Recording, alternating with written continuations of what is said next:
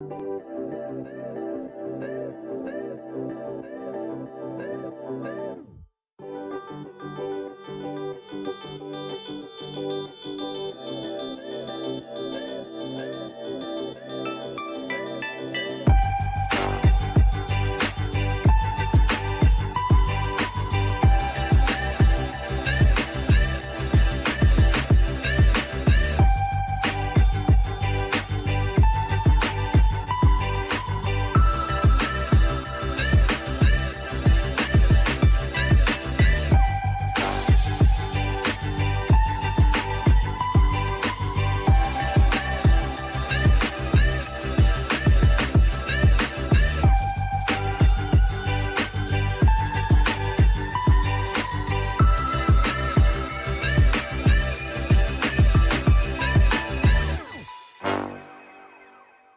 name is Rebecca Johnson, and I love Batman v Superman: Dawn of Justice.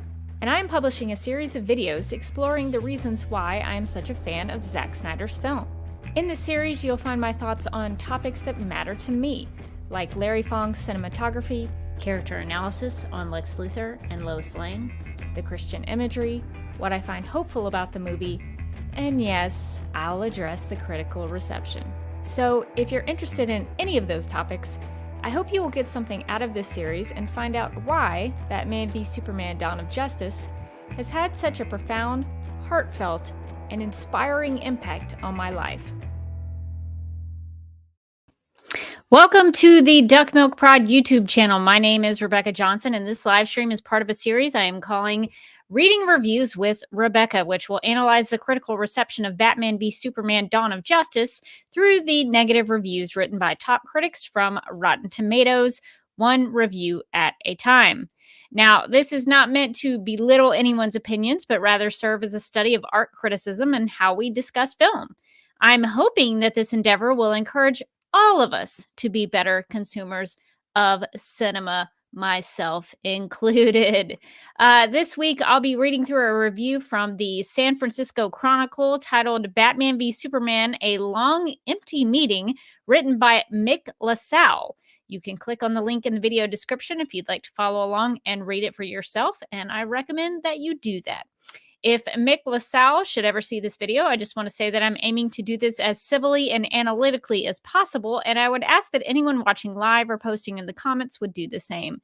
I am simply taking a look at the criticism for and of BVS now from an historical point of view, given that these reviews were used by Warner Brothers in their decision-making process regarding the DC Extended Universe. Due to the poor reviews for Batman v Superman, the tone and approach to the franchise were changed for Justice League and ultimately led to the destruction of the Snyderverse and the 5-film arc that Zack Snyder had planned. Before I get into Mick LaSalle's thoughts, I'm sure there are some people out there who might be watching this thinking, Rebecca, this is a major film critic for a major news outlet who is included on Rotten Tomatoes and is a big deal. And what do you have to say about it? And you know what? I think that's a great and fair question. So I'm going to provide you with some information about me that will hopefully inform you on what maybe I can bring to the table regarding film criticism. I graduated from the University of Alabama, Roll Tide, with a degree in telecommunications and film and a focus on broadcast television production. While I've never been to film school, in my television and production experience, I've learned about and have lots of practice in operating cameras, shot composition, and editing. Lighting, green screen, and audio are my weak spots, admittedly, but I've been working on those. After working in local TV news, running cameras, and working in production, I got a job at Turner, now Warner Media, or whatever they're calling themselves now, for 14 years. I worked with networks, or brands as they call them now, like TBS, TNT, Adult Swim, Cartoon Network, Boomerang, True TV, and Turner Classic Movies as a video encoding specialist. I also did a fair amount of closed captioning work and DVD and Blu-ray QC. In case you are wondering how I podcasted about Supergirl and the DCEU films while working for a Time Warner company, I actually got permission and clearance from my human resources representative. If you think I wouldn't criticize stories that were under the same corporate umbrella, that was never a problem nor a concern for me. If I thought the Supergirl TV series or a DCEU film had faults, I said so. In the last 17 years, I have served as a director, technical director, and camera operator at my local church in a live production capacity. I've been a video editor for 17 years, having worked in Avid, Final Cut, and Premiere Pro CC. In my day job, I shoot and edit news and documentary-style video content that involves interviews and narrative storytelling. I'm also currently an amateur photographer and am aiming to improve my efforts in still photography. You can check out my work over at Instagram at @TheDerbyKid. Link is in the video description below. While discussing these film reviews, music and film scores will inevitably come up. It may be good to know that in my life I have played piano, handbells, clarinet, bass clarinet, bassoon, acoustic guitar, and have even started learning how to play the ukulele. I've played in marching bands, symphonic bands, and wind ensembles, and have sung in many choirs. While I don't consider myself a world-class musician, far from it, actually, I do know some things about music and am a big fan of film scores and soundtracks. In addition to my production and musical experience, I have had lots of experience in art criticism. I've been podcasting about television and film since 2009 and do so on a regular basis with Supergirl Radio, a podcast I co-host about the CW Supergirl TV series. I am also a writing contributor to the Justice League Universe podcast that offers analysis on the DCEU films. You might even hear my voice occasionally in recordings and audio commentaries over there. I'm not an expert, but I care deeply about film, television, storytelling, and art. So I hope this gives you a background on where I'm coming from. All right, now that we have gotten that out of the way, let's get into Mick LaSalle's review. The title here is Batman v Superman, A Long Empty Meeting. Long Empty Meeting. I did not pronounce that correctly. The good thing about this title or this headline of this review, which may or may not have been written by Mick, as I understand it, sometimes editors will write these, so I have to always keep that in mind. This title isn't all that snazzy in terms of creativity, but at least it tells us some things about Mick's thoughts before we actually get into the review. It actually tells us two things. Number one, that Mick didn't like the length of the film. He thought it was too long. And number two, Mick didn't find any meaning in the film. He thought it was, quote, empty. That's going to, and empty, unquote. That's going to be very important as we go along to talk about some of the shots in the film and also how to review a film. That's also very important, finding meaning in something and understanding the meaning perhaps behind the directorial intent, the writing intent. That's also very important. So we'll talk about some meaning as we get in here. Okay, so to start off the review, Mick writes, quote, "It's all a big misunderstanding. They're great guys, but they just don't get each other. But instead of meeting and talking about their differences and discussing what to do about the alien invasion, oh yes, there's one of those. They get into a dispute that escalates and goes on and on and on," unquote. Does Mick really think that Batman v Superman, the film, would actually be more interesting as a film if Batman and Superman met up for coffee and had a civil discourse about aliens? Does Mick really believe that, or is this a joke? A lot of times in these reviews, I can't quite figure it out if they're cracking a joke, being snarky, if they're actually serious. Is this a serious criticism? Does Mick really want them to just go to a coffee house and just discuss a couple things for 15 minutes? Because that's probably how long it would last if it was actually, I mean, maybe they'd have like a good 2-hour discussion about things, but would you go see a film that was just 2 hours of Batman and Superman talking in a coffee shop? I mean, it would have to be a really great discussion and really well shot because that could get boring real fast. And really that would only be one scene. So you would have to really make that pop if that was the way that Mick wanted to make the film. So right away, I'm not really sure if Mick is very serious here. So that'll be something that we'll have to look at in terms of tone.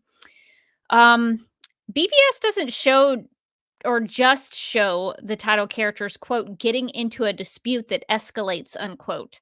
There's a reason why they don't like each other. They both have valid reasons to question each other. Batman is concerned that if nobody does anything to stop Superman, he might be a threat to the world. Superman thinks the way Batman has been dealing with criminals is wrong and he doesn't like it. Those are valid concerns. And it does escalate throughout the film. It gets more intense by the end of it, but it's not just they're getting into a dispute. They have reasons to be at odds.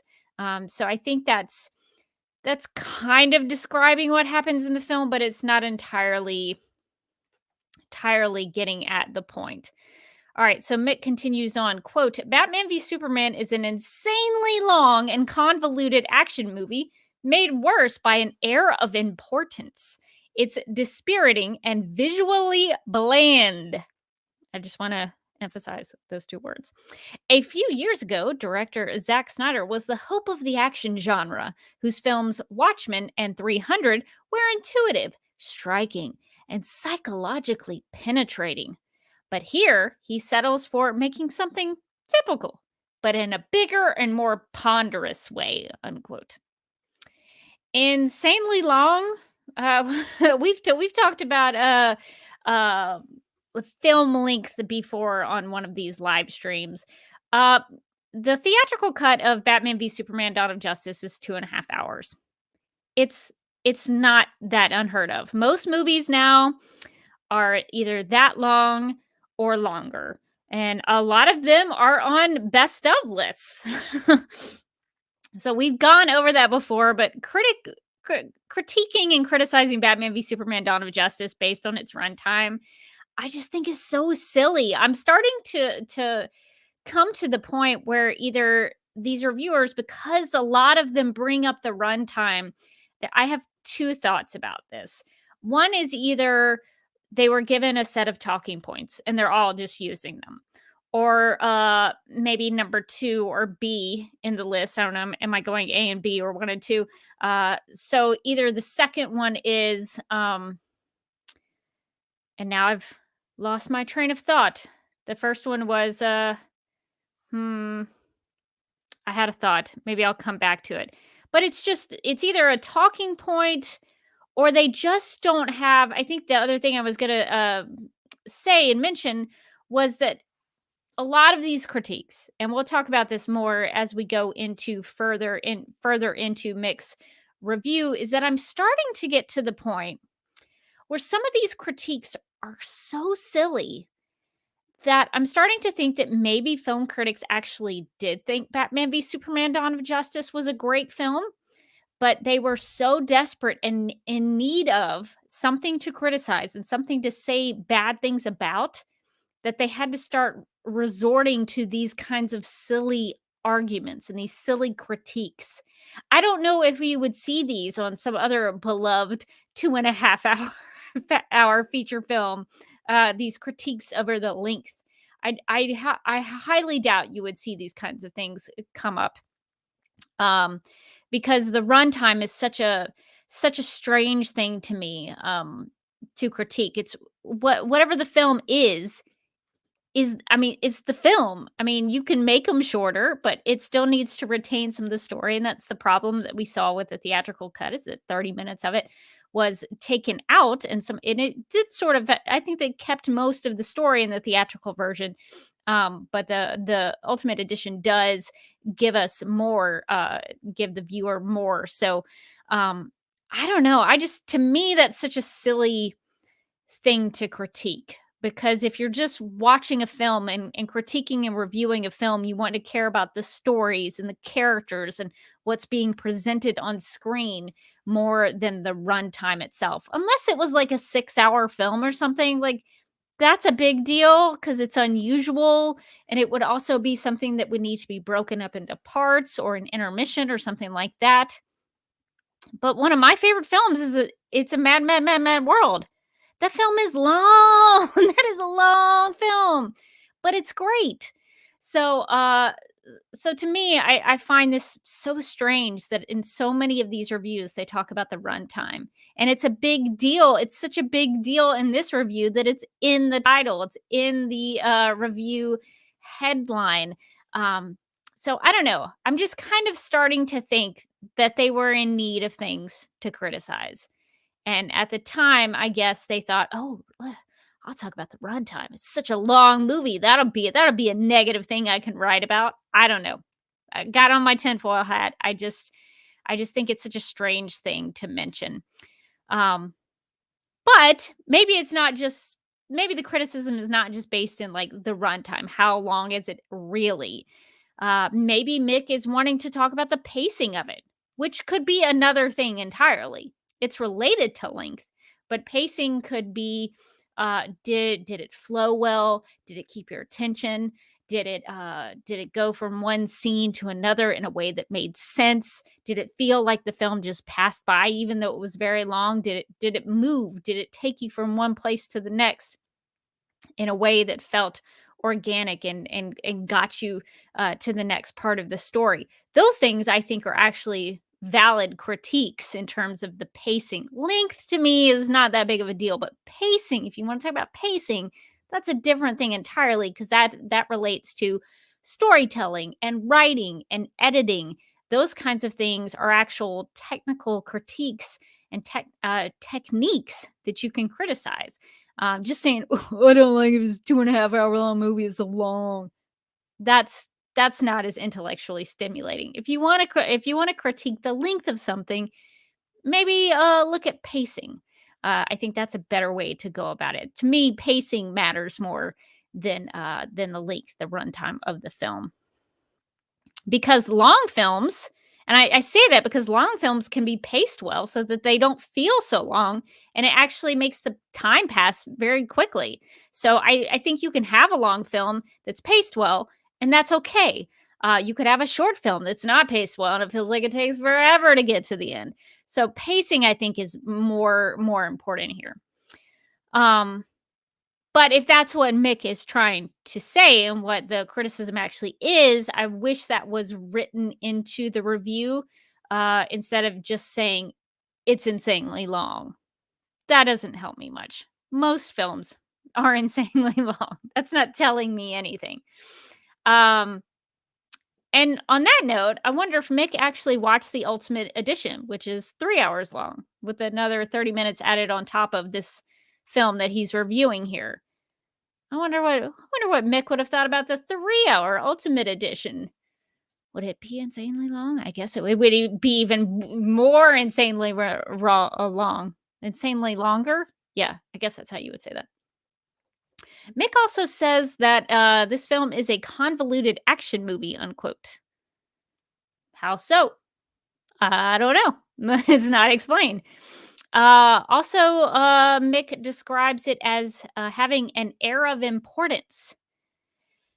My question to that is, what to Mick is giving him that vibe? Is it because Batman v Superman takes the story and the character seriously? Because that's the only thing I can assume. I don't know exactly what Mick is talking about when he's talking about the air of importance of BVS. Uh, so I can only assume that maybe the serious nature by which this film treats the characters in the universe and the capes and the superheroing. Um, but is that a bad thing? I don't think that's a bad thing. I think I think all films maybe should aim to have an air of importance. Otherwise, why are you making the film? See, to me, that's not a negative thing. Just like the length and the runtime. These are not, in my opinion, not valid critiques here. Unless you just assume going into it as a reviewer that all comic book films should be colorful and fun and bantery and jokey, like some of the Marvel Cinematic Universe. Maybe some of those people went into BVS thinking that all comic book films should be like that. And so when they're presented with BVS, it's like, "Whoa, this takes it too seriously." Um, and then we'll get to something related to that, I think, further on down in the review. So we'll continue. Mick says that BVS is also dispiriting. I don't see, personally, how this can be the case when there are lines from a redeemed and changed Batman who says, quote, "Men are still good. We fight, we kill, we betray one another, but we can rebuild. We can do better." Do better. That's a different story. We can do better. We will. We have to, unquote. To me, that's one of the most encouraging monologues I've ever heard. It's one of the most optimistic monologues and speeches from any character in any film that I've ever heard. It's full of hope and it's full of wanting to improve yourself. I don't see how that's dispiriting, but maybe Mick has a different take on that. I don't get any more explanation really about that, about the dispiriting part of it. So I can only assume what Mick is thinking, and I don't want to assume that. I wish Mick would explain that a little more. Um, then Mick writes something that I find so bewildering. He writes that Batman v Superman: Dawn of Justice is, quote, visually bland, unquote. How is he writing this when we can all watch Batman v Superman: Dawn of Justice? This is not just something that Mick saw and no one else got to see. Like, we've all watched it. Like, everybody who has seen it has seen what Mick saw. And to say that it's visually bland is so strange to me. And that's because I come from a background where I work a lot with cameras and I work with video and I study that stuff and try to do well with that kind of thing. And so when I see it done really well, it's amazing to me. It's like something that if I see a shot that, oh man, I wish I had done that. Like, I wish I had shot that. That would have been such a cool thing to like do if I was in that position. And when I think those things, that usually tells me, oh, that's pretty good. And Batman v Superman: Dawn of Justice is full of those kinds of shots where I'm like, oh, that's so beautiful. I wish I'd shot that. And so I just don't see how anyone who takes film seriously or camera operation seriously or visuals or art seriously could look at BVS and say it's visually bland. That to me is very strange.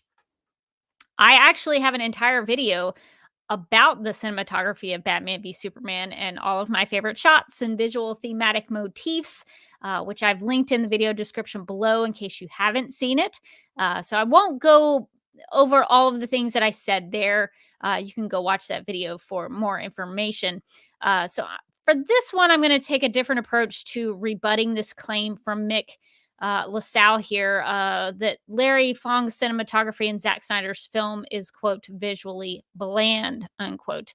So what I'm going to do is I'm going to give some examples of how the visuals are, in my opinion, very stunning and how they address locations, comparisons, size differentials, beauty, and meaning. So these are the things that I'm going to be talking about. So a lot of the shots in the film could be paused, then framed, then hung on my wall. Like, I could take just a frame from the film and put it up on my wall as a piece of art. That's how good I think a lot of these shots are. So in this exercise that we're about to go through, some of these shots that I'm going to bring up can actually fit into more than one of the categories that I mentioned: locations, comparisons, size differentials, beauty, and meaning. And to be fair, a lot of these sequences, have to be, it is a motion picture. So they have to be seen in motion to be appreciated. But I'm going to pick out some frames that either illustrate these things on their own or emphasize a greater point. So I'm going to go through a couple of these things. So just in terms of beauty and shots that I would hang up on my wall, I'm just going to kind of go through some examples and just talk about them real briefly. So the shot of Lois Lane throwing the dirt on Clark Kent's coffin. I think that's beautiful in the way that it emphasizes her grief and her sadness with the black coat.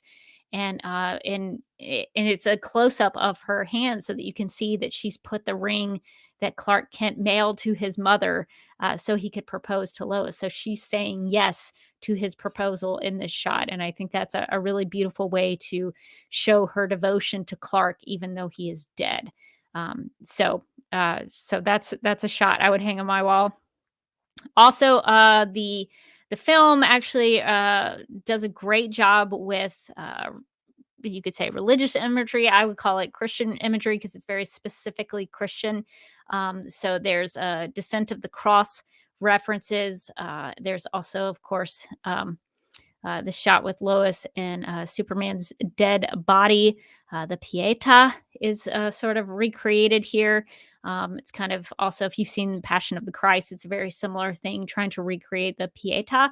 And so I think this shot I would love to hang on my wall. I wish I could get like a really high res version of it, because I would definitely either one of those, the descent from the cross and the Pieta, just stunning and beautiful, and both have crosses in them to emphasize many points, the Christian connection, as well as foreshadowing some things that would have come if the Snyder 5 film arc had continued with some deaths.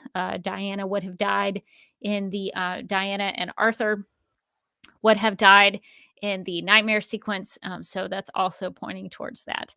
There's also a lot of shots with Doomsday that I think are just beautiful in terms of the use of light and color.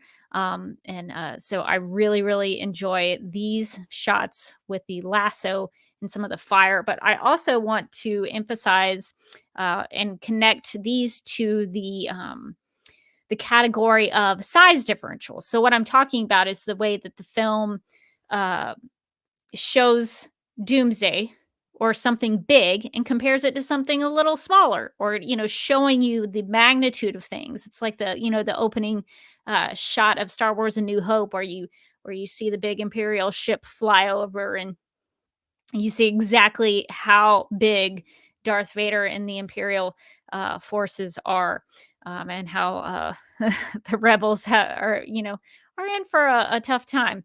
But here in these shots, like, you can see Doomsday and Superman real tiny in his hand, so you can actually see the comparison of the sizes. You also get that with Wonder Woman as she tries to lasso and hold down Doomsday. And of course, one of the best shots in the film is Superman and Doomsday in a heat vision battle against each other. It's a beautiful example of what a splash page in a comic book would look like. That's also a frame I would hang on my wall. There's also another great shot with Wonder Woman coming down. I want to say this is probably a CGI shot and not necessarily Gal Gadot in action, or the stunt double, but maybe it's a mix of both. But I love the shot of Wonder Woman coming down to sort of smash her sword into the ground, trying to get at Doomsday in the big fight. It's also a good example of showing the different size between Wonder Woman and Doomsday. I'll try to speed these things up. We got a lot to go through here. There's also a shot of Superman saving Lex Luthor from Doomsday. I think this is a beautiful shot. The way the use of the blue colors and the lighting in the scout ship, and just also the meaning that it has of Superman wanting to protect Lex Luthor, even though Lex wanted to murder Clark's mother. He steps in and protects Lex from Doomsday. That's a very, very, very mature thing for him to do, to protect everyone no matter what. Then there's also the shot of Superman recovering in the sun, because he is regenerated by the yellow sun of Earth. It's a beautiful shot of the sun, but also showing the the power of Superman, that he's able to just hang out there in space and recover very quickly because of the sun. There's also a really wonderful shot that I love, that I think is very underrated. A lot of people like to talk about the shot of Doomsday and Superman kind of mixed in with the Superman statue in a big wide shot, sort of an establishing shot. But I like this close up of Doomsday looking at the Superman statue, because it's almost like he recognizes him. And to me, that's such an interesting shot, because it's this kind of deformity of a Kryptonian looking up at Superman. And there's also a connection of the fact that they're going to kill each other. And so I just think that's such an impactful shot that's so full of meaning, that's very underrated. I also really love the shot of the scout ship kind of going crazy with all the electric lightning and electricity happening while, the doomsday stuff is happening. With the Superman statue left justified, the composition on this is gorgeous, and the light coming out of the scout ship is it's really helping my eye to focus in on that and knowing that that's where the important stuff is happening, all within the backdrop of the Superman statue. So you get the Superman statue with a Kryptonian ship there. So I love that shot. And I think it's also not a shot that a lot of people talk about, but I would frame that and hang that on my wall. There's also a shot of Batman with his glowing eyes looking up.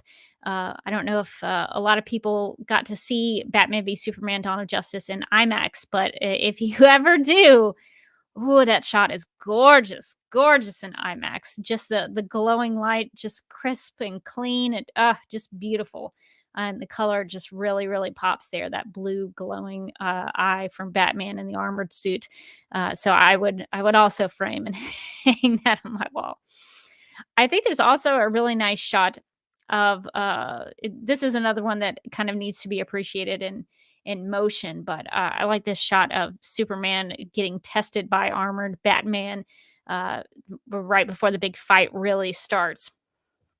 And it's showing Superman with the cape, and he's taking all of this stuff coming at him, and shows the power of Superman and his invulnerability. And I think that's such a great way to emphasize that. There's also a really beautiful shot that also has to be seen in terms of motion to really appreciate it. But there's a shot that starts low. It's a low angle, and it kind of comes up over top Batman. And he's sort of looking down, and it's raining, and you can see his glowing eyes, and he looks a little defeated because he's been thrown around by Superman. But it's a great use of, I don't know if it was a crane or something like that to achieve that shot, but it's just the motion there is wonderful, and I really like the rain there. There's also a really nice use of color in the scout ship. That I don't think gets a lot of love either. The oranges in the scout ship, and I think that is maybe connected to the apocalypse stuff going on in the nightmare sequence. That a lot of the connections to Darkseid and to Steppenwolf all have that kind of orange color, and I think that was something that Zack Snyder probably thought a lot about as he was moving forward with his story to tie all these things into it. So I think this is an example of just like a beauty shot, but also something that has meaning. There's also a shot that I really love of Bruce creating his kryptonite spear, and the machine that he builds to do that. It shows his intelligence as a character and his ingenuity that he would be able to build things, design them, and build them. And he doesn't. He doesn't. Maybe he has a Lucius Fox there somewhere in the world. But I think it's really cool that Bruce and Alfred do a lot of this stuff on their own in the Batman v Superman: Dawn of Justice world, and just the way the glowy lights happen around it, and the colors and the lighting with that is really good. Also something that has to be appreciated with motion. And I'm just a kind of recap why I'm talking about all these shots is that Mick LaSalle of the San Francisco Chronicle said that BVS was visually bland. So I'm going to go through some of the things that I think are not bland about the film, and talk about why I think they are beautiful and great and should be appreciated. I also really love the light that happens with the bat signal and the lightning. There's a lot of good uses of color and lighting with the bat signal and Batman right before the big fight, especially in the rain. I think all of that is really nice. I also really like there's a whole sequence where Bruce Wayne is working out. He's training to be able to fight Superman. Very important that he gets in shape for it. But there's a shot that I would probably hang on my wall if I had the ability to. There's a shot of Bruce Wayne using it like a sledgehammer to hit a tire in a way that he's working out. And I just think the composition of that is so great because you see all of his I guess, quote, workout equipment, unquote, in his bat cave here, and it also shows his humanity. You don't see him with the armored suit. You don't see him in the bat suit. He's just there, shirts off, but you get to see that he's just this human guy who's training to try to fight this invulnerable super strength, heat vision character, and he's having to do all these things just to be kind of on par with Superman. And I also like the nice touch of the water dripping down. This is also another shot that sort of has to be appreciated with motion, but I would like to connect that back to everything falling in the Wayne murder opening sequence, when he says that what falls is fallen. I think I have that right. But there's a lot of things that fall in that opening sequence, and that's, I think, connected back here with the rain and the water falling down on the ground, and connecting back to the Bat Cave where there's a lot of water as well. There's a great shot that I always come back to of sort of the investigative part of Lois Lane and the deep throat connection and throwback to some political intrigue with Lois Lane talking to General Swanwick. It's just a really nice shot that echoes, investigative journalists of yesteryear and maybe there's still people out there who do still meet up with their sources like this, and in the rain and in a dark place where nobody can see them. But I just think that shot is really beautiful in terms of the composition and the color. I also really love the color of the scout ship when Lex Luthor looks up at it when he arrives into the secured facility of the scout ship. I know a lot of people talk about the Stanley Kubrick kind of sequence where he's marching into the scout ship to his Red Capes Are Coming theme, and it's awesome. It's awesome. But the shot of him sort of stopping and looking up at the scout ship is also something that I really love, because it also echoes back to Man of Steel and the use of the blue color there with the scout ship and and all of the ships that were on Krypton prior to its destruction. So I think that's a great shot, and I would hang this on my wall. But it's also something that shows a size differential. You see Lex Luthor is kind of a small man looking up at this huge, ginormous alien ship that is so foreign to all of them, but they're trying to study it. There's also a shot of the Day of the Dead sequence where you get a sense of beauty, but also kind of a size differential in terms of the lady on top of the rooftop reaching out her hand and trying to get Superman to help them, and the way that this is painting a picture of how the humans look up to Superman and see him as this godlike figure, even though he's just trying to rescue people from drowning off of in a flood. But they see him in such a different light. So this is a frame I'd probably frame and hang on my wall, but I think it also does a good job of showing the humanity of these people on top of the rooftop with this larger than life figure floating in the air above them. I also don't see how anybody could watch the nightmare sequence and call it visually bland. It's beautiful in terms of the color and the scale of it and the artistry with the Omega symbol in the dirt. And Nightmare Batman he's the best. So I don't see how anybody could say that that's visually bland. I would hang that on my wall. Same goes for the Day of the Dead sequence when Superman rescues the young girl from the burning building. Love all the color there and the motion and the emotion that invokes. I also like Zack Snyder and Larry Fong's use of extreme close-ups of Martha Wayne's eye to show that she is going to die. And I think that's beautiful. I also love the shot of Martha and Superman talking on the farm at night. It shows all the big stars in the sky and echoing that he is from this other world. To me, this is a shot that I would frame and hang on my wall as a shot of beauty. That's something that I admire, that it's them talking on the farmhouse where he grew up as a human, but out there in the wide open spaces and in outer space, he comes from somewhere up there. And so I think that's a really good dichotomy of his life as Clark and his life as Superman and as a Kryptonian. So I love this shot because it's beautiful, but it also has meaning to the characters.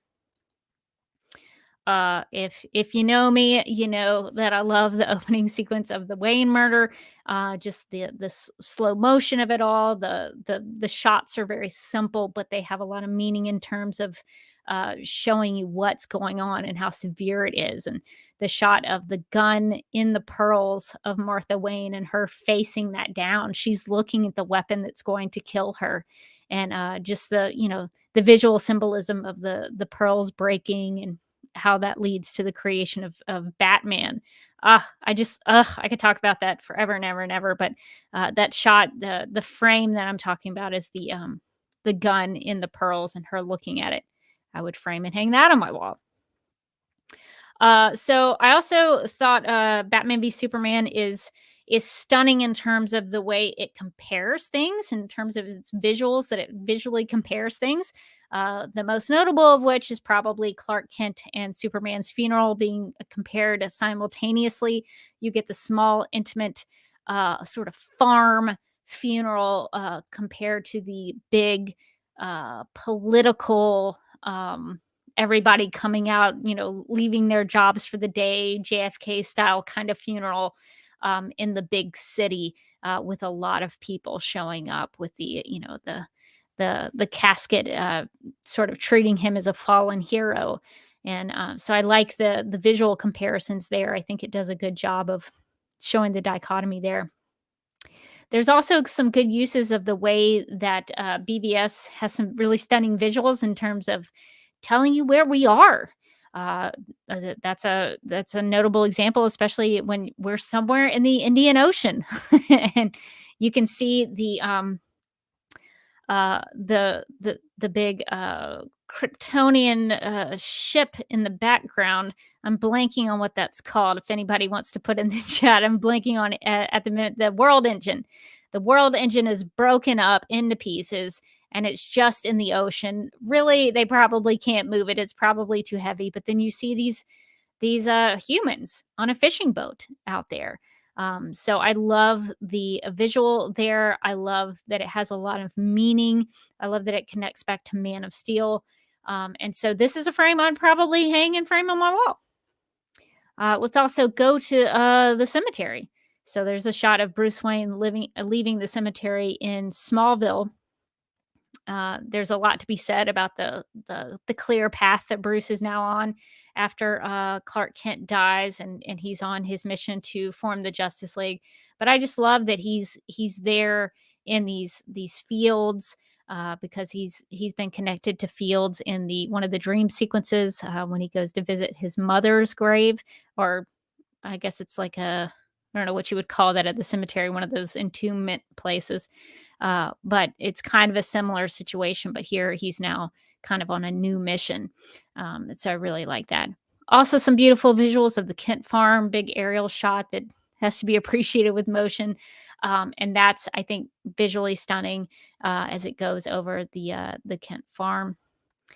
Also, just some great visuals of the location where Batman chooses to take the fight to Superman.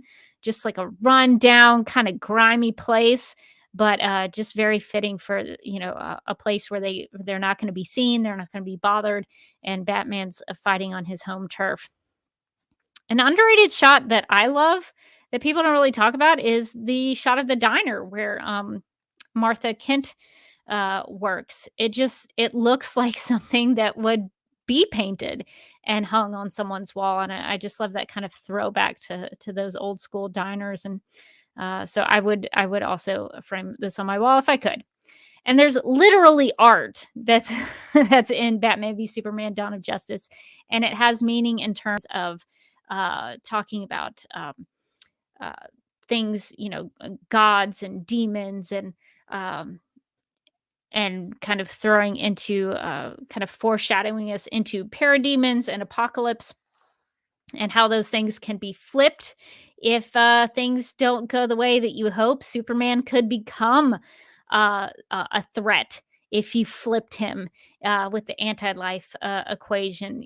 Those kinds of things could happen if you looked at it in a different way. So there's a lot of meaning in that image. I also find a lot of meaning in the shot where Lex Luthor's red hair falls off while he's getting his head shaved, and it hits his feet. So his hair is being shaven off, shaved off, and he's now becoming full Lex Luthor that we know and recognize with his bald head. So this is showing the transformation of him. And I love that you can see the shackles on his feet. He's in prison, and now he's just leaning into becoming a madman. I also find a lot of meaning with Lois, the shot of Lois looking up at Clark Kent's uh, bedroom, the bedroom that he lived in as a child and a teenager, and sort of putting her in that place where she could be put in Clark's shoes. Clark probably, when he was lying in his bed at night, looking up at his mobile there, I guess, of all those planets, and just kind of wondering where he comes from. And so I like that Lois is now being put in that position where she's also wondering those same things. We got a little bit more to go, so I'll try to speed these up because I know we got a lot. I also love the shot of Clark Kent's glasses being dumped on the ground, and there's water that gets splashed on them. But there's a lot of meaning in the fact that he doesn't have to worry about his identity, his secret identity with Lois. He can shed that and be himself. There's even meaning in the idea that Doomsday strikes Superman and kills him by damaging his S shield. His S shield means hope, and Lois in the film says this means something, pointing to the S shield. And so for him to puncture Superman in the symbol for hope, it kind of makes you feel like all hope is lost, or it makes me feel like that. It makes me feel like, you really struck at the idea of hope, that everything is sad now because hope has been killed, hope has been destroyed. So that is a shot that is full of meaning. I talked earlier about Bruce Wayne in the fields. So you do get to see, as an audience member, Bruce Wayne walking in these fields that are kind of too high for him. They've let the yard go, and in the background you see burned up Wayne Manor, just destroyed and just run down in disrepair. And that's kind of the state of Bruce Wayne and his thoughts about his legacy.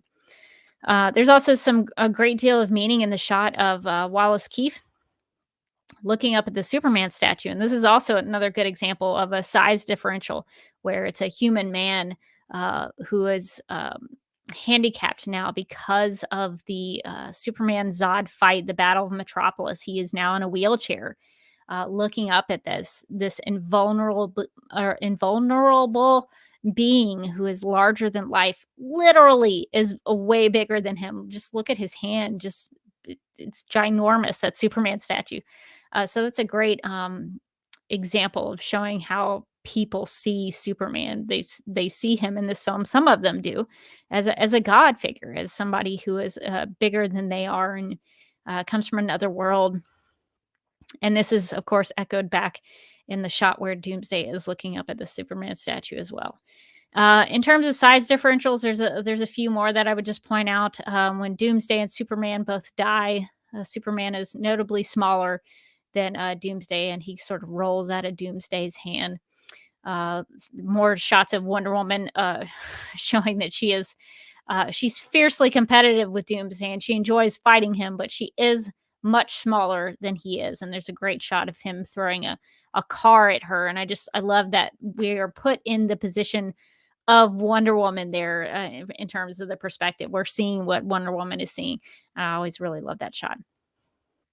There's also a really cool sequence of shots that people don't really talk about, but I think it's such a great example of actually showing what Superman can do. And I don't see this very often because a lot of times with these versions of a live action Superman, maybe sometimes they don't have the budget for this kind of thing.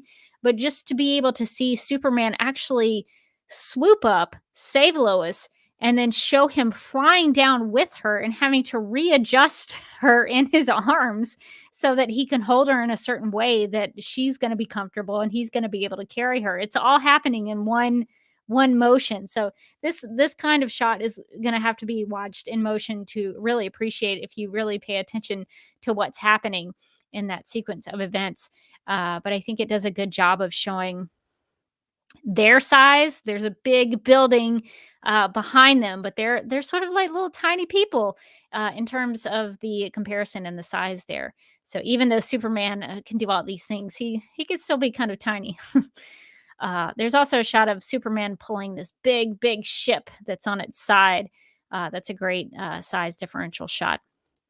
And I'll save some of the Bruce Wayne smiling for later in the review. So I'll hold off on pulling those up. But I think those shots, I kind of went through those in different ways, in different categories, and I've talked about them before, just to keep it fresh on this channel and try to make it a little more interesting in terms of watching this. But I think there are many different ways that you could talk about how Batman v Superman: Dawn of Justice is visually beautiful. It's visually full of meaning. It's visually great in the way that it compares different things. And I just don't see how you could come away from this film and say that it's visually bland. I really just wish Mick LaSalle would have really made that argument for that perspective to me, because I don't understand it. I don't see, maybe you could make that argument. I don't know. But to me, I just think that's such a strange thing to say. Let's see. I'm going to hop in the chat real quick. Matt says, I saw BVS and IMAX on opening night, and it was glorious and beautiful. Truly great that the latest 4K release restored the IMAX ratio to those scenes. Yeah, I mean, BVS and IMAX. Oh, what a sight to behold! Really, I mean that that fight was something else in IMAX. So if it ever comes out in theaters again in IMAX, go see it. It's worth it.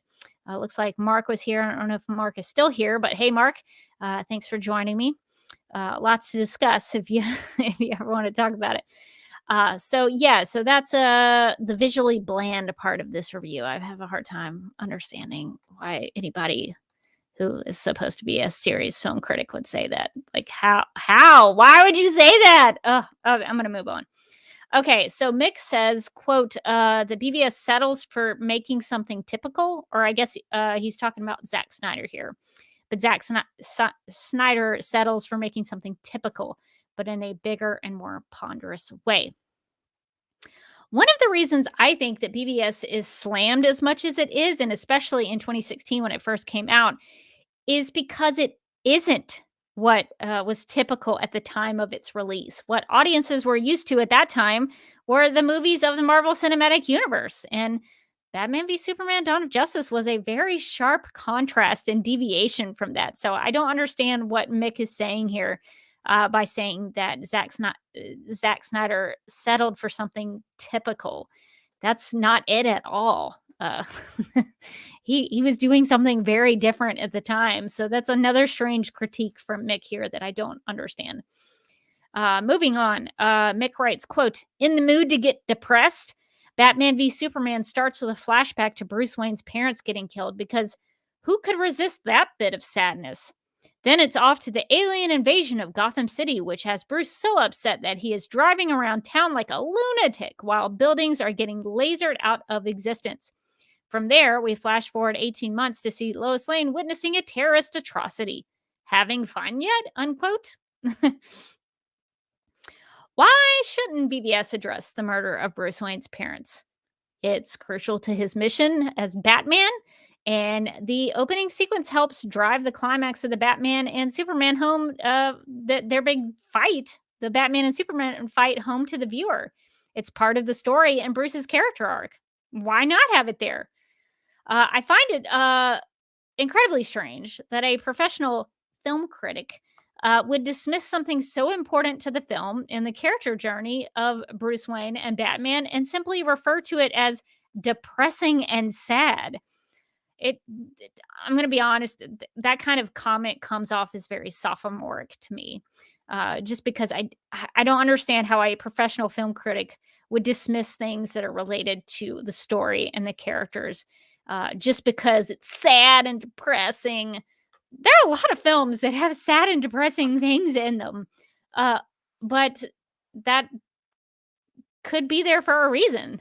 And it's okay to have those kinds of things in a film if it's related to the story and the characters.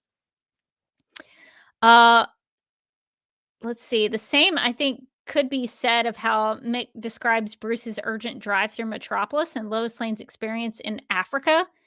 Why can't those things be serious? Why can't Lois witness a terrorist atrocity? That sends her off on a mission throughout the whole that her whole character journey in the film is based in that Africa scene where she witnesses what happens. Superman comes and saves her.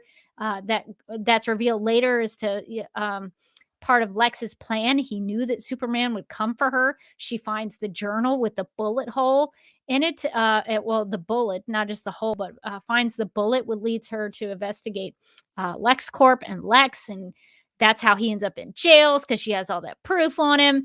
That sequence of events in Africa is so pivotal for Lois's character.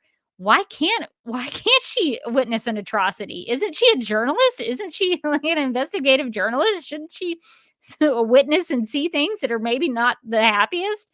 I think that's a really strange thing to say as a critique. Then also Bruce driving around town like a lunatic. Yeah, he's trying to save people. He's trying to get to his building with his people in it and try to get them out while crap is going down in Metropolis. Why wouldn't he be driving around like a lunatic? I also love that he's driving around like a lunatic as he would in the Batmobile. He's not. He doesn't. He's not in the Batmobile, but he's driving like he would in the Batmobile. So it's just so strange to me that somebody would be like, "Ugh, this film has characters and challenging circumstances. Ugh, it's so sad and depressing." Like, what do you want out of a film? What do you want out of a film? I don't understand that. Let's see. I also the F word is mentioned here, and the F word I'm talking about is fun. Uh, I I don't know, and maybe somebody can answer this question for me. Why do these sequences need to be fun? These are sequences about hard things and very serious things and things that have consequences. Why do they need to be fun? And what if someone other than Mick thinks they are fun? I have a lot of fun watching the Africa sequence with Lois Lane because she's kind of sassing a general. She's teaming up with Jimmy Olsen, and she gets saved by Superman. I find all of that to be really, really fun. It's got some sad things in it. People do die, but watching it as a Lois Lane fan, that's a very Lois Lane thing for her to do, to go to another country, to investigate what's going on there, to interview a very high profile person who's big in the political sphere of things, for her to team up with Jimmy. That to me is fun watching that. It's not fun to watch all those terrible things happen, but I have fun as a fan watching those things happen on the big screen. So what if someone other than Mick thinks those things are fun? What if seeing Man of Steel from Bruce Wayne's perspective is fun? Getting to see those things line up and be so in sync as they were, and to know that Bruce was there in Man of Steel looking up at those things while all of that's happening. What if seeing those things from Bruce's perspective and getting to see what he would do, even though he's not driving the Batmobile, even though he's not in the bat suit. Those things are happening, but he's still a hero. He's still running towards the smoke. That's really fun as a Batman fan to watch because he's still doing all of those things, even though he's not Batman. So I don't understand these critiques. Let's see. I'm going to keep going. So Mick writes, quote, "In the lead up to this film, the casting of Ben Affleck was a subject for controversy, but Affleck is perfect for this incarnation of Batman. The guy exudes moral this is a big word for me, inexactitude and misplaced certainty. He makes you believe he could really think that Superman is not a nice person, and he counters all expectation that he might preen and charm his way through this role by not smiling once during the entire movie. The audience doesn't smile either, unquote. I appreciate that Mick can be objective when talking about Ben Affleck's portrayal and casting of Batman, but he's catching it here in negativity and condescension. So I don't know if I can assume that he's really being positive here. I think he's just finding a snarky way to criticize Ben's take on the character. Mick kind of seems like he's taken Bruce's side about Superman in the film, which, if true, if I'm reading that correctly, means that the writing in Ben's performance made him think a little bit, made him made him consider what's happening with Bruce Wayne as a character and what's going on with Superman. Also, Ben Affleck does smile during this film. To say that he doesn't smile once during the entire movie, that's a big claim. That's a claim that maybe we could fact check. I think we can fact check this. Let's see if we can find one example of Ben Affleck smiling. And what if we found more than one example of Ben Affleck smiling? Let's see if we, okay, all right. So this is him pretending to be drunk with Mercy Graves. Smile, check. Let's see. There's also a time where he's sort of giving Diana a smile, and they're sort of flirting together at the gala.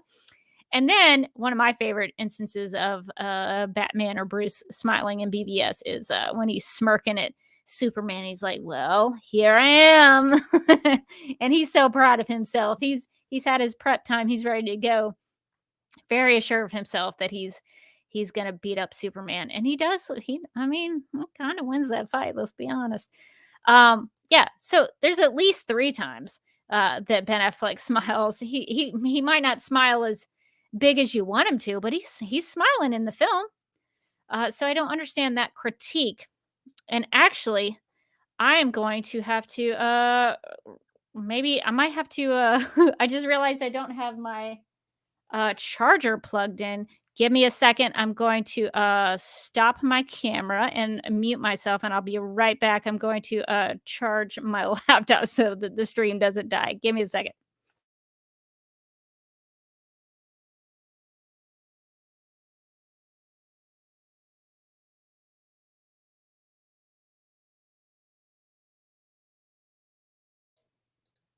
All right. Sorry about that. Very unprofessional. I thought I had plugged it in when I was moving my laptop around, but it was not. And I got a notification on my laptop saying that my battery is about to go, and I didn't want that to happen. But yeah, so we were talking about Batman smiling in Batman v Superman Dawn of Justice. And to me, it's amazing that these people who can claim to be professional film critics get away with this stuff. Mick just wrote a lie. He said that Ben Affleck as Batman and Bruce Wayne didn't smile once in the film.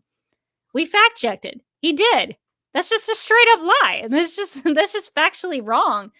So I don't know how they can get away with this. I guess maybe they can get away with it in the sense that they write these reviews and it comes out before most people see the film, and so maybe they just write it and they leave. It's like one of those things where they throw out a metaphorical review bomb and then they run away. I guess that's how they get away with it. But I don't think I would do that.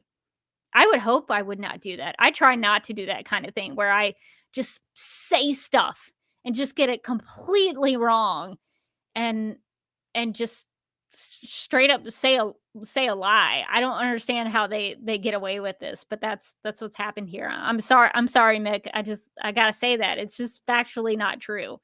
So I'm not trying to be a jerk. I don't understand how they write these things. I don't know if, and I have to remember, like, maybe these critics, maybe they see it once. Maybe they only get that one time to see it and they don't get a chance to go back and rewatch it. And so maybe in his memory, maybe just trying to think back on it, he didn't remember Bruce Wayne or Batman smiling. Maybe I'll give him the benefit of the doubt, but these are things you can fact check. You can go back and look at that kind of stuff. Also, to assert that the audience doesn't smile during BVS is something that he can't prove. How does he know that? How does he know that everybody watching BVS is not smiling? First of all, he shouldn't speak for everybody else. He should only be able to speak for Mick LaSalle of the San Francisco Chronicle. He's not speaking for me. I smile plenty of times when I'm watching BVS. So where's his proof of this? He makes these big, bold claims, but he has no way to back up that statement. And I went to go see BVS 15 times in the theater. I had one of those ultimate tickets where I could get in for free. You had to pay a little money up front, but then you could go see it as many times as you wanted to when it was in the theater. I saw it 15 times, and I can attest to the fact that the audience cheered and had a good time watching it, especially when Wonder Woman showed up in the big fight there at the end with Doomsday. So I know that happened. So I don't know where Mick is getting these things. Continuing on, he writes, quote, "In the aftermath of the alien invasion, the government has turned lukewarm." Oh, you know what? Before I move on, I want to talk about Batman smiling a little more because I feel like this needs to be said. Who is to say that Batman has to smile? Who says the Batman has to smile? Because if there is one character in the DC universe that I never expect to smile, it's Batman. That's kind of part of his personality. His whole thing as a character is that he takes things very seriously, and most of the time because he needs to. Most of the time because he needs to be that kind of character with especially all of the Justice League or other people in the Bat family. He's got to be that character who takes things as seriously as he does. So if you were to ask me, Rebecca, who's the character in the DC universe that you never expect to smile? I would say Batman. And I imagine, I don't want to speak for everybody, but I would imagine most people would probably give that answer. Plus, on top of everything else, Bruce Wayne in BVS is all about revenge. He's all about anger. He has a lot of sadness about the death of Superman by the end of it, and a lot of sadness and grief he's still holding in about the death of Robin and the death of his parents. So it would be really strange if he was smiling all the time. So the whole Batman smiling thing, it's another one of those examples of my conspiracy theory of I think some of these reviewers, these film critics, could not find anything bad to say about BVS. I think they had a hard time because it is such a great, and maybe I'm biased. I'm going to put that out there. I'm just going to put my bias on display as a fan. But I think it's such a good film that I think if you wanted it to be bad, if you wanted to write a negative review about it, you would have to find silly things like this to use as your negative points. To say, "Ugh, Batman doesn't smile in the film." Really? That's part of your critique? That's part of your critique? Okay. All right. Okay. Uh, so I don't know. Maybe it's just tinfoil, but I have a feeling that they're just really digging for things to say that is bad about this film. All right, continuing on. Mick writes, quote, "In the aftermath of the alien invasion, the government has turned lukewarm on Superman. Officials don't like the idea of depending on Superman's kindness. They want some leverage just in case he switches sides. Holly Hunter plays a senator heading a committee seeking to rein in Superman's activities and create some kind of oversight. Meanwhile, businessman Lex Luthor, played by Jesse Eisenberg, reasons that the best way to control Superman is to stockpile lots of kryptonite," unquote. So at this point in the review, we've gotten to the critic just describes what happens in the film section. So I will at least give it to this part of the review. At least this paragraph is actually truthful and accurate. I think that's a pretty good take on what's happening here. So kudos to Mick on that paragraph. Continuing on, quote, "As a senator, Holly Hunter is completely natural, and with the exception of Jeremy Irons as Alfred, she is the only actor unaffected by being in a superhero movie. Everyone else tries to compensate as though thinking, I'm going to just ignore this really awful material and act even more. As Lex Luthor, Jesse Eisenberg gives what will probably pass as a great performance. He twitches, raves, talks slowly and then fast, and he doesn't wipe his nose even when he needs to. but it's all surface, calculated to impress and coming from nowhere, unquote. This review is full of moments where I'm like, is this, am I supposed to take this seriously? Is this a joke? Is Mick being sarcastic and sassy here? Or does he really have a problem with the snot coming out of Lex Luthor's nose? Is that a serious critique? I honestly don't know. I'm asking the question because I don't, I don't know. Mick can't just write about how an actor does a great job. It's a praise hidden with a snarky criticism. You can say nice things and compliment an actor on their efforts without having to pull all the actors into pull all of the other actors in the film down. I don't know why talking about Jesse's performance has to do with Holly Hunter and Jeremy Irons. I don't understand why that's something that needs to be said. He could just talk about Jesse's performance. And I can't get over that a professional film critic pointing out that Lex Luthor didn't wipe his nose is a real critique that exists on the internet. It's included in a review that went towards the Rotten Tomatoes score that made Warner Brothers retool Justice League and destroy everything. I just want to emphasize that. I find that so bizarre. Did he really have that big of a problem with the snot coming out of Lex's nose? That's so strange. These kinds of critiques are just they're just baffling. I personally love that Lex Luthor's nose is a mess because this is after he's in jail for creating doomsday, blowing up the Capitol, and killing all those people in Africa, not to mention framing Superman and kind of being the reason that Superman is dead. You know what? I hope that snot gets all over him. I love that there's snot. His runny nose is on full display in the jail. I love it. I love it. It shows so much about his character and about the state that he's in at the moment at the end of the film. Lex's nose being snotty and gross when he's in jail is a visual cue about the state of his mind. He's fully off the deep end now.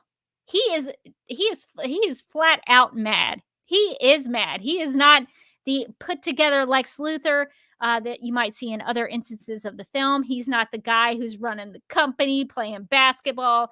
He's in jail with his nose running and looking like just a mess of a guy. I love that his nose is running and gross in that scene. It says a lot about his character and his state of mind. So, in just a few minutes, I did more analysis about Lex Luthor's snot in his nose than Mick has done in this entire review. And it's full of meaning in terms of his character and the character progression and the performance by Jesse Eisenberg as Lex Luthor in the film. And I think you could talk about Lex Luthor's runny nose and the snot coming out of it and actually have something meaningful to say instead of just saying, "Oh, I don't like that his nose is running." What a bizarre thing to say, and then not actually back it up in terms of any kind of thoughtful analysis of what's going on there. Also, I don't understand what Mick is talking about with the awful material. What does Mick think about the awful material?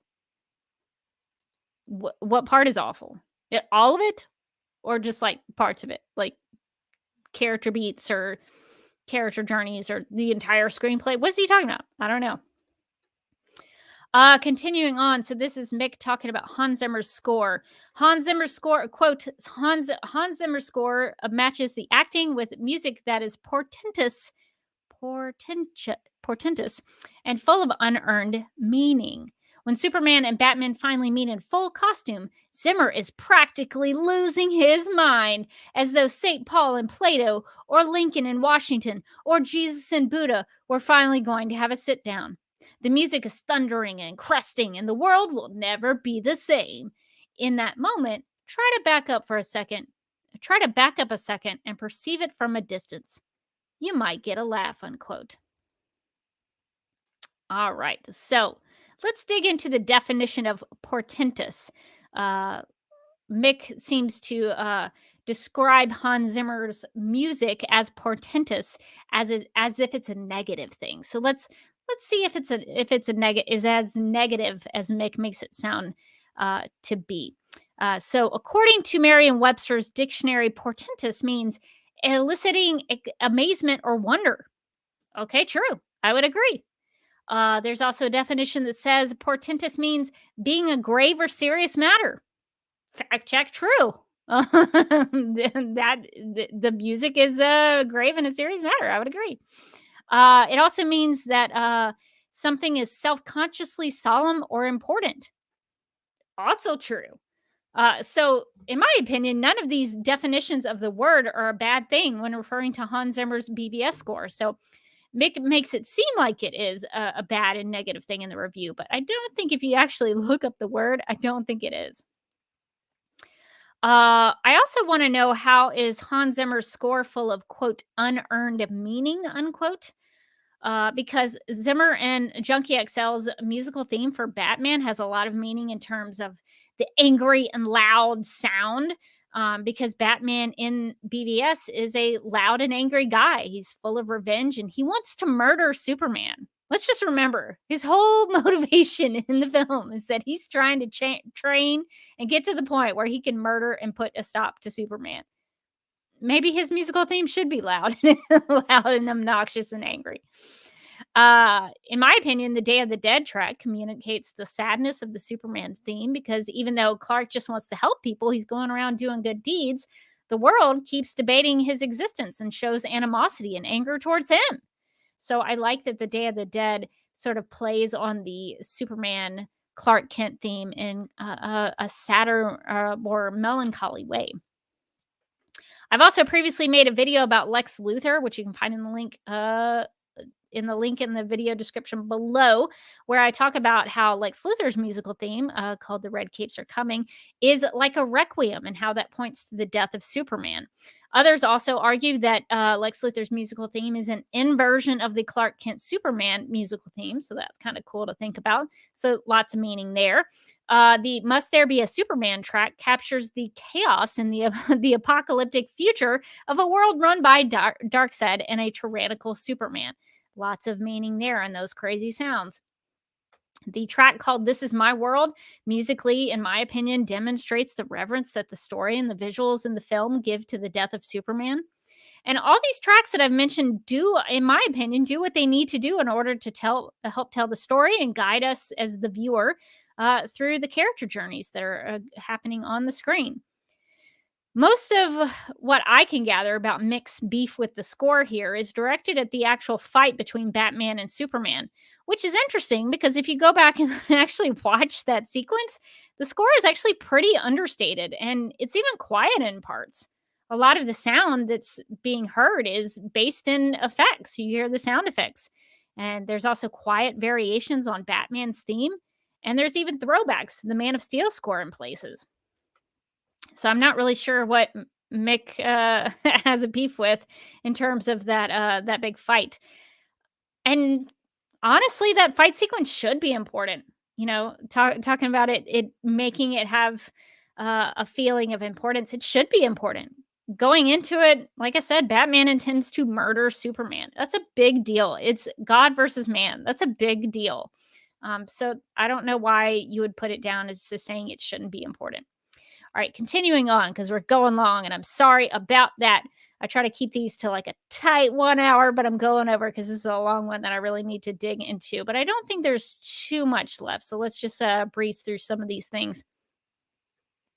All right, so going on, Mick says, quote, Batman v Superman, the subtitle is Dawn of Justice, is slow getting started, setting out a number of plot lines. Basically, Lex Luthor is the villain, but because of press reports, Superman and Batman develop a negative impression of each other. Movies based on misunderstandings tend to be more frustrating than entertaining. There are a few things less interesting than watching people carry on stupidly when everything would be fine if they'd only talk for 5 minutes. It's even worse when the two participants are supposed to be moral paragons, unquote. This comes across like Mick is pointing out the pacing issue as his actual problem with the length of the film. I suspected that maybe his grander issue would have been with how he viewed the pacing of the film, not the actual runtime. I think he confirms that here, if I'm reading it correctly. So that's good to know. So Really, it's not the length, it's the pacing I think that he has an issue with, which is a fair critique. I think that's a perfectly valid thing to point out.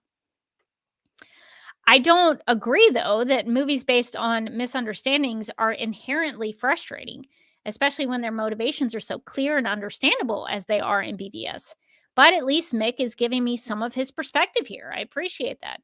Though he could have written this better to make it from his point of view and not make it a generalization about what he thinks the audience believes. Because what does he know? He doesn't. He doesn't know me. He doesn't speak for me. He doesn't speak for you. He speaks for him.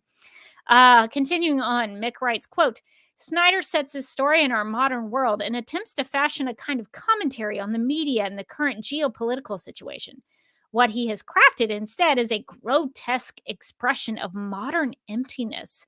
A succession of national television journalists appear here, cheapening their brand, while the story itself is like meaninglessness in search of meaning.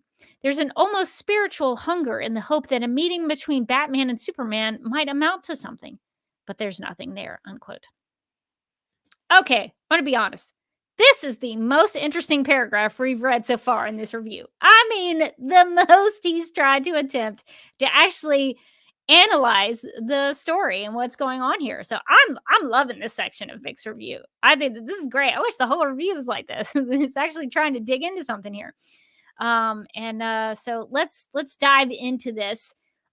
He's digging into it, so let's get some metaphorical shovels and invisible shovels, I guess, and join him in this digging into what's going on in the film. So continuing on, he writes, quote, what he has crafted. So let's go back to what he previously wrote when he said, what he has crafted instead is a grotesque expression of modern emptiness.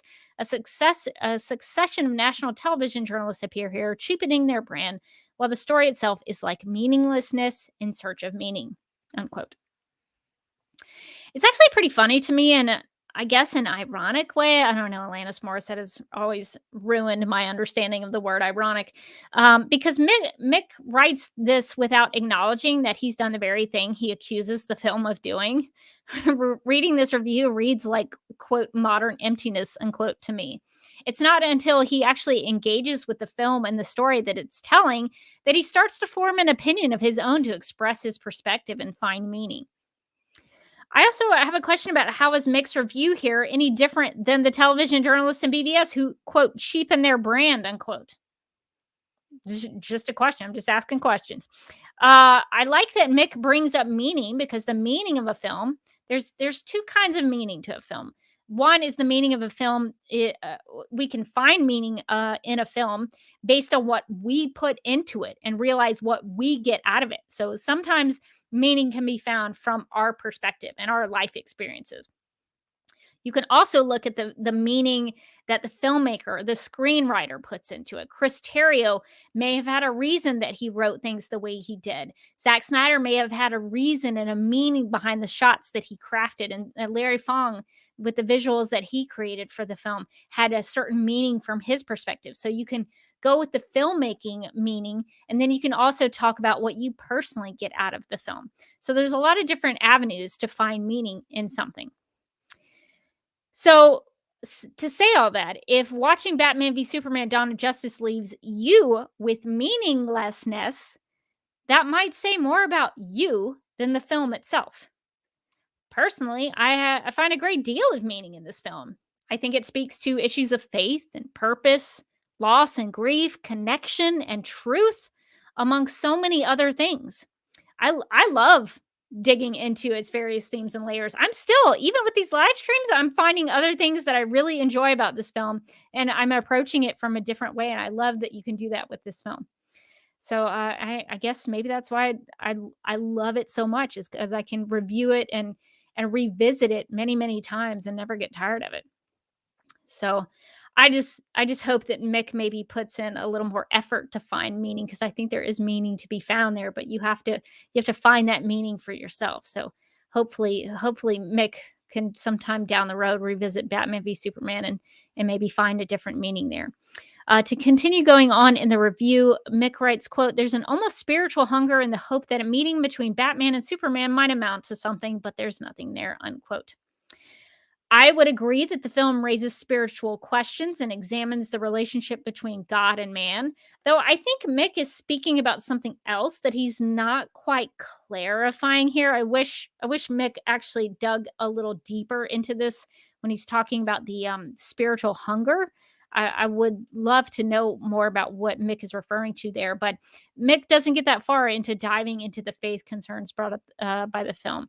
It's almost like he comes really close, so I'll have to give him credit for trying. Continuing on, Mick writes, quote, "And when there's nothing there, what else can you do but blow things up? The scenes of destruction are interminable, just a piling on as if at a certain point, the right amount of violence will feel like a climax. It used to be that comparing movies to video games was more metaphorical than literal. But here, there's no pretense that what we're seeing on screen is anything different from what we'd see on a small screen," unquote. Mick is writing as if the violence in the film has no reason at all to be there other than to cover up the emptiness of the story. Oh, well, we don't have any story to tell, so let's blow something up. That's kind of what I'm getting out of what Mick is arguing here. But all of the action sequences and the blowing things up have a reason to be there in the story. Every bit of that backs up and adds to the story and progresses the story on to the next bit. I mean, it's all part of Lex's plan. It's part of what drives Superman and Batman and Lois. So all of those things have a reason to be there. And I have a lot of questions about Mick saying that what we see on the big screen through Batman v Superman Dawn of Justice could also be accomplished on the small screen. Because I've watched a lot of superhero TV shows, a lot, including ones about Kryptonians. I've watched them all. And I'll be the first to tell you that the effects in BVS are light years ahead of everything else that I've seen on the small screen. You're not getting Batman v Superman kind of effects on Supergirl or Smallville or Superman and Lois even, or the new adventures of the new adventures of Lois and Clark. Well, actually, Lois and Clark, the new adventures of Superman, or the adventures of Superman with George Reeves. You're not getting that on the small screen. You're just not. That's just a fact. Not to say those shows don't do a great job and that they don't approach it in a different way and have to deal with their budgets, because it's really a budgetary thing. Zack Snyder had a really big budget on BBS, and it shows because a lot of things are really great about it. But television just doesn't have that kind of budget, unfortunately. And so sometimes they have to work around it and find different ways to do things. So it's not a slide on those TV shows. They just have different budgets. But it's another one of those things in this review where I'm like, how does he get away with saying that? How does he get away with saying that when we can see it with our eyes? How does he get away with that? So yeah, I don't agree with that part of the review. Continuing on, and I guess this is actually the end of the review. We're almost there. Home stretch.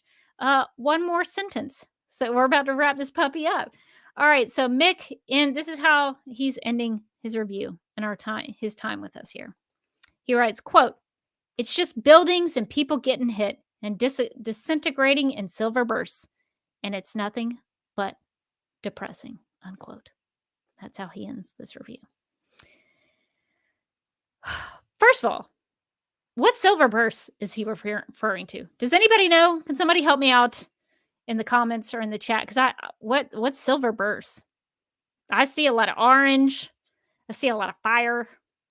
I don't know what he's talking about. Silver bursts. I might have to investigate that further. I don't know what he's talking about there. But honestly, now that we've gone through this review, we've dug deep into this review, I'm starting to think, and maybe this is just my reading of it, that no wonder that Mick didn't find any meaning while watching Batman v Superman. All he saw when he watched it were buildings and people getting hit. That's all he took away from it. He didn't consider the story, the characters, what was going on from Man of Steel to Batman v Superman, Dawn of Justice, not thinking about how this related to Lex Luthor and Lois Lane. He didn't consider any of those things. He just looked at buildings getting hit and people dying. That's all he saw.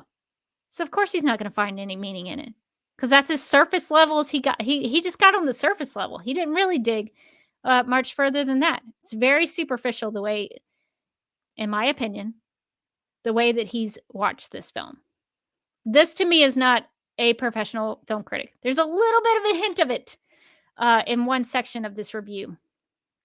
But I don't think this is a review that's really taking this seriously as a review, as a film critique.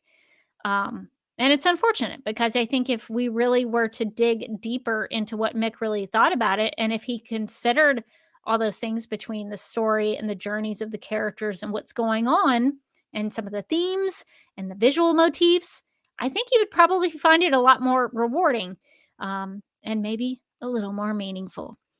All right. Well, let me see if there's anything else that I need to address in the chat. There's some love for Wonder Bat from Spider-Man in the chat, so I appreciate that. I really love the Wonder Bat stuff and Batman v Superman especially. But Gal Gadot and Ben Affleck did a really great job playing off of each other, and that was how she got the job. Is that she did such a good job in screen tests and playing against Ben Affleck that they knew she was the woman for the Wonder Woman job. Spider-Man also agrees with me. Runny Nose Lex was awesome. I agree. I don't know why anybody would hate that. I love that he's a mad villain that has snot coming out of his nose. I mean, do you really want him to look prim and proper? I don't understand the critique. All right. Well, I think that's going to do it for this week's live stream. If you missed this live, I hope you'll consider sharing your thoughts in the comment section below. If you ever have any questions about when I'm going to be live, and hopefully next time we'll have my charger plugged in the whole time so that I don't have to stop the stream in process. I'll make sure that I got all my stuff together. But if you ever have any questions about when I'll be live, just check this YouTube channel, youtube.com/duckmilkprod. I schedule live streams in advance, so you'll always know when I'm available and when I'm going to be reading through a review. As always, if you have a BVS review that you'd like to share, that you think is good and meaningful and valuable, we'd like to talk about reviews that we think are well written and add something to the discussion and do a good job at reviewing the film. We're talking a lot about how maybe some reviews don't do as great of a job, but I think we should look at the reverse and talk about ones that do a great job. So if you have any that you like to share, comment below, and I'll get to sharing those to everybody in future videos. And for the past couple of weeks, I've been doing a breast cancer research fundraiser for this live stream series that I've been doing. But my friend Mike reached out to me a couple of days ago, and he's actually raising money for the Make-A-Wish Foundation. So he's doing a great job raising money for them. And so I'm going to open that up to anybody. If anybody wants to support Make-A-Wish, maybe you can help my friend Mike out by supporting his link in the video description below, and try to help him raise some money for the Make-A-Wish Foundation, which does such a great job for kids. Okay, well, thanks in advance if you're able to give, if you'd like to do that for the Make-A-Wish Foundation. But I think that's going to do it for this live stream. And I'm going to hand this over to voiceover Rebecca, and she's gonna wrap us up here. If you would like to see more of these live streams, make sure to subscribe to this YouTube channel at youtube.com/duckmilkprod. If you'd like to keep in touch with me personally, you can follow me on Instagram at @TheDerbyKid and on Vero at DerbyKid. You can hear my thoughts on the CW Supergirl TV series and all things Kara Zor-El over at Supergirl Radio by visiting supergirlradio.com, subscribing wherever you listen to podcasts, or subscribing to the DC TV Podcast YouTube channel, which you can find at youtube.com/DCTVPodcasts. Also, please check out the Justice League Universe podcast for in-depth analysis on the DCEU films, including Batman v Superman: Dawn of Justice. And before I go, I hope that this live stream video series will inspire you to think more critically and thoughtfully about film and storytelling. I'd like to leave you with this quote from C.S. Lewis's book titled An Experiment in Criticism. The truth is not that we need the critics in order to enjoy the authors, but that we need the authors to enjoy the critics. My name is Rebecca Johnson, and I love Batman v Superman: Dawn of Justice. And I am publishing a series of videos exploring the reasons why I am such a fan of Zack Snyder's film. In this series, you'll find my thoughts on topics that matter to me, like Larry Fong's cinematography, character analysis on Lex Luthor and Lois Lane, the Christian imagery, what I find hopeful about the movie, And yes, I'll address the critical reception. So if you're interested in any of those topics, I hope you will get something out of this series and find out why Batman v Superman: Dawn of Justice has had such a profound, heartfelt, and inspiring impact on my life.